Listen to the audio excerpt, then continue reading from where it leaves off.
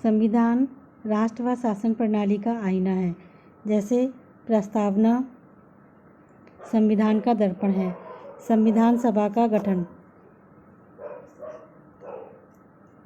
Cabinet योजना अनुसार सभा में 389 सदस्य थे। 292 सदस्य ब्रिटिश भारत के गवर्नरों के प्रारूप में, 4 सदस्य चीफ कमिश्नर के प्रांत में और 93 भारतीय रियासतों के थे। प्रत्येक प्रांत की सीटों को 3 प्रमुख समुदायों मुसलमान, सिख समान में उनकी जनसंख्या के अनुपात में बांटा गया। देशी रियासतों के प्रतिनिधियों के चुनाव का तरीका उनके परामर्श से तय किया गया। जुलाई 1946 को संविधान सभा के चुनाव करवाए गए, जिनमें मुसलमानों को 73 स्थान, कांग्रेस को 199 स्थान, निर्दलीय तथा 11 तथा सिखों के 21 प्रतिनिधित्व निर्वाचित हुए। 3 जून 1947 को योजना अनुसार भारत विभाजन के बाद पाकिस्तान के प्रतिनिधि सभा के सदस्य नहीं रहे। संविधान सभा के वास्तविक सदस्यों की संख्या अब कितनी रह गई थी? 299। संविधान सभा का स्वरूप। संविधान सभा का गठन सांप्रदायिक आधार पर किया गया। मुस्लिम ने मुस्लिम को चुना, सिख ने सिख को चुना।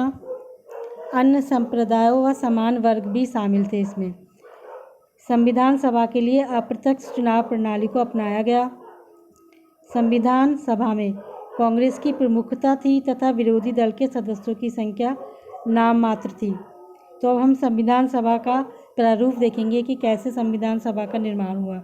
सबसे पहले 9 दिसंबर 1946 को संविधान सभा का अधिवेशन आरंभ हुआ। डॉक्टर राजेंद्र प्रसाद को संविधान सभा का अध्यक्ष चुना गया तथा प्रारूप समिति के अध्यक्ष के रूप में डॉक्टर भीमराव अंबेडकर निर्धारित किया गया। यानी जो संविधान का ड्राफ्ट बनाया गया था, डॉक्टर भीमराव अंबेडकर थे उसके। 13 दिसंबर 1946 को पंडित जवाहरलाल नेहरू ने संविधान का उद्देश्य प्रस्ताव प्रस्तुत किया।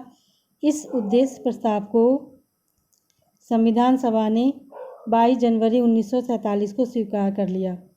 स्वतंत्र भारत के संविधान की प्रस्तावना भी इन्हीं उद्देश्यों पर आधारित है।